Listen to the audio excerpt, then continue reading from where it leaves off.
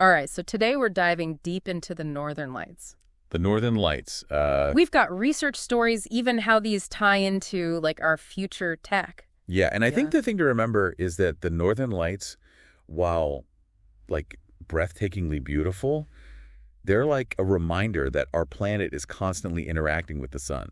I want to go beyond just the pretty lights and understand the forces at play. Right, And from sure. what I've read, it all starts with the sun. Yeah, the sun's constantly releasing charged particles Oh, right. called the solar wind. Okay. And imagine this wind like traveling super fast, eventually colliding with Earth's magnetic field, Uh-huh. our magnetosphere. Okay, so like a shield protecting us from this intense solar wind. Right. But I read that some particles get through. Exactly. They get funneled towards the poles. Okay. That's why the auroras are most intense near the Arctic and Antarctic. So there's a specific reason they concentrate there. Precisely. And when those charged particles, mostly electrons, hit the gases in our upper atmosphere, like oxygen and nitrogen, they transfer their energy, Uh-huh. causing the gases to glow. So that's the science of the glow, but what about the different colors? Yeah. I know green is the most common. Where that vibrant green comes from oxygen atoms being excited at an altitude of about 60 miles. Wow. It's incredible to think that something so high above us can create such a spectacle. 60 miles. I'll have to remember that one. Yeah. So the sources also mention that the intensity of the auroras can vary, and that's where things get really interesting with solar storms. Yeah, you've hit the nail on the head. Okay. During a solar storm, the sun releases these massive bursts of energy and particles called coronal mass ejections, or CMEs. CMEs, those sound intense. They are. What happens when one of those hits Earth? Think of it as a supercharged solar wind. Okay. When a CME hits our magnetosphere, it causes a geomagnetic storm. Oh, wow. It shakes things up, making the auroras much brighter and visible over a wider area. So that explains why sometimes you hear about the northern lights being visible further south than usual. It's like the Earth is getting a super dose of solar energy. Exactly. And scientists measure the intensity of these geomagnetic storms using what's called the KP index, Okay. which ranges from 0 to 9. Right. The higher the KP index,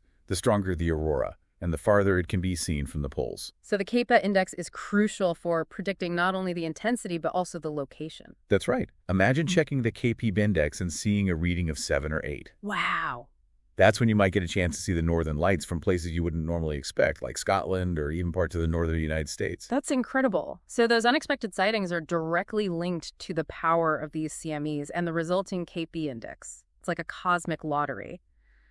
But enough about the science for now. I'm curious about how different cultures have interpreted these lights over the centuries. That's a fascinating aspect, and it shows just how deeply the northern lights have impacted human imagination. Yeah. For example, the Norse people of Scandinavia had a particularly rich mythology surrounding the aurora. I read about the Valkyries. Were they part of that? The Valkyries were these mythical warrior maidens who would escort fallen warriors to Valhalla. Uh-huh. Their shining armor reflecting the light was believed to create the Aurora Borealis. So the aurora wasn't just a random phenomenon. It was tied to their beliefs about the afterlife and heroism. Exactly. And in Finnish folklore, the aurora was known as revanchelit, meaning foxfires. Okay. They believed a magical fox running across the snow created sparks with its tail, which ignited the sky. Wow. These cultural interpretations add a whole new layer of meaning to the auroras. Yeah. It's not just a scientific event. It's woven into the fabric of their stories and beliefs. It speaks to the power of the natural world to inspire awe and wonder across different cultures and throughout history. Absolutely. So we've got the science, the cultural connections, but let's get practical. Say someone listening is now totally hooked and wants to plan a trip to see these lights for themselves. What should they keep in mind? Well, first things first, timing is key. The auroras are most active during the solar maximum, which is part of the sun's 11-year cycle of activity. And when's the next solar maximum? We're in luck. The next one is predicted to peak around 2025, Oh, perfect. making the next few years prime time for aurora hunting. Perfect timing. Besides the solar cycle, what else should people consider? The sources mention darkness and clear skies. Those are essential eyes.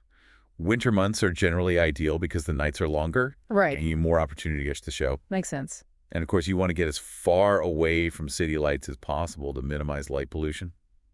So a remote location during the winter months seems like the ideal scenario. Any specific places you'd recommend? Absolutely. Scandinavia is fantastic, especially Norway with its dramatic fjords and frequent aurora displays. Uh-huh. Tromsø is a particularly popular spot. Tromsø, got it. What And about other options, maybe closer to home for those of us in North America? Canada is a great choice, particularly the Yukon and Northwest Territories where you have vast wilderness areas with minimal light pollution. Yeah. And of course, Alaska is another prime location. Okay, so we've got Norway, Canada, Alaska.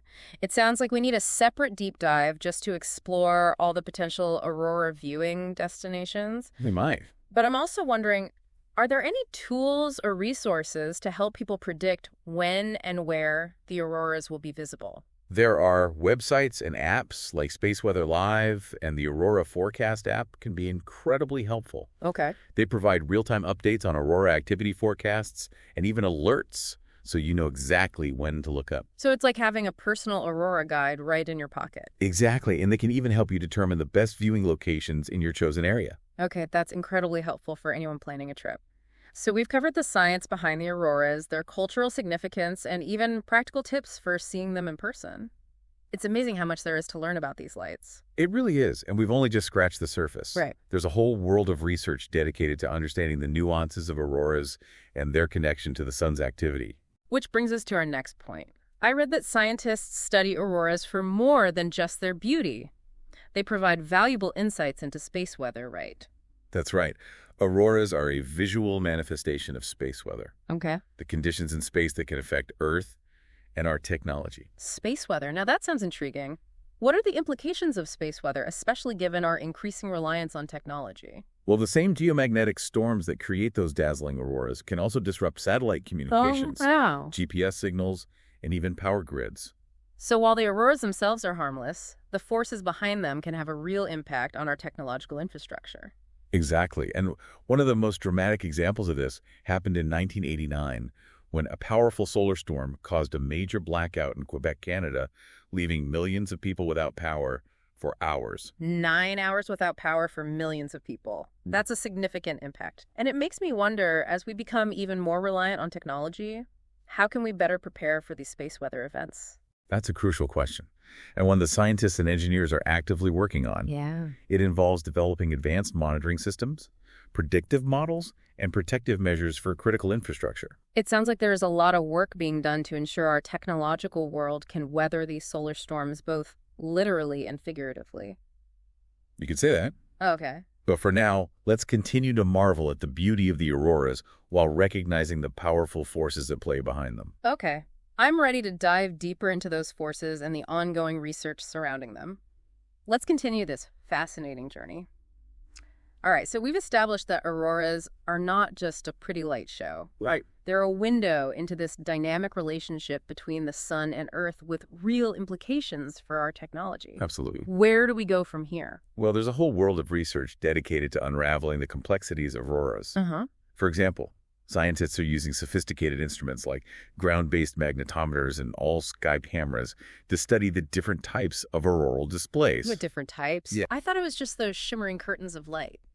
That's the most iconic form. Okay. But auroras can actually take on a variety of shapes and patterns. Oh, wow. There are pulsating auroras, which flicker like a cosmic strobe light, Uh-huh. and diffuse auroras, which appear as a faint glow across the sky, almost like a hazy veil. So it's like the auroras have their own secret language with different forms conveying different information about the processes happening in the magnetosphere. That's a great way to put it.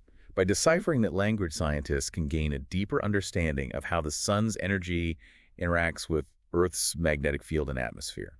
And as we discussed earlier, that understanding is crucial for predicting and mitigating the potential impacts of space weather on our technology. Absolutely. It's about finding that balance between appreciating the beauty of natural phenomena and recognizing their potential impact on our world. Speaking of impact, the research mentioned auroras on other planets. Yeah. That completely blew my mind. Are Nah. you telling me this isn't just an Earth-specific phenomenon? Not at all. Auroras have been observed on Jupiter, Saturn, Uranus, and even Mars. Wow. It's a testament to the fact that the same fundamental physics are at play throughout our solar system. So those planets also have magnetic fields and atmospheres that interact with charged particles from the sun. Precisely. In fact, Jupiter and Saturn have incredibly strong magnetic fields, generating some of the most intense auroras in the solar system. Oh, wow. And in the case of Jupiter, The auroras are fueled not only by the solar wind, but also by charged particles spewing from its volcanic moon. IO. So by studying auroras on other planets, we can gain insights into their unique characteristics, like the composition of their atmospheres and the strength of their magnetic fields. Exactly. It's like having a remote sensing tool that allows us to probe the environments of these distant worlds. It's fascinating to think that something as beautiful as the auroras can also be such a powerful tool for scientific discovery. It makes you wonder what other secrets they hold. And that's what keeps scientists pushing the boundaries of aurora research. There's still so much we don't know, and each new discovery opens up even more questions. Yeah. It's a constant process of exploration and revelation. Okay, so we've talked about the science, the cultural significance, and even the cosmic implications of auroras. But let's bring it back down to Earth for a moment. If someone listening is inspired to see the auroras for themselves, what practical advice would you give them? Well, as we mentioned earlier, timing is crucial. Uh-huh. Aim for the solar maximum, which is predicted to peak around 2025. Right. That will give you the best chance of witnessing a spectacular display. And we talked about choosing a location with minimal light pollution Right. and heading north during the winter months for optimal viewing conditions. But what about packing? Yeah. What essentials should someone bring on an aurora hunting trip? Well, first and foremost, you need to be prepared for the cold. Yeah. We're talking about venturing into some of the most frigid regions on Earth during the winter. Right. So warm layers are absolutely essential. Think thermal underwear, fleece jackets, insulated pants, and a good quality winter coat that can withstand wind and snow. Sounds like I need to invest in some serious winter gear. Yeah, What about footwear? I imagine sturdy boots are a must. absolutely. You'll want waterproof insulated boots with good traction to navigate snowy or icy terrain. Okay. And don't forget warm socks.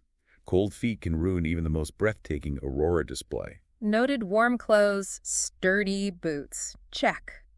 What about other essentials? Should I pack snacks, a thermos of hot cocoa, maybe a good book to pass the time while waiting for the auroras to appear? Those are all great ideas. Waiting for the auroras can sometimes require patience. Right. So it's good to have some things to keep you comfortable and entertained. Now, I have to ask about photography. Yeah. I imagine anyone seeing the auroras would want to capture that incredible sight.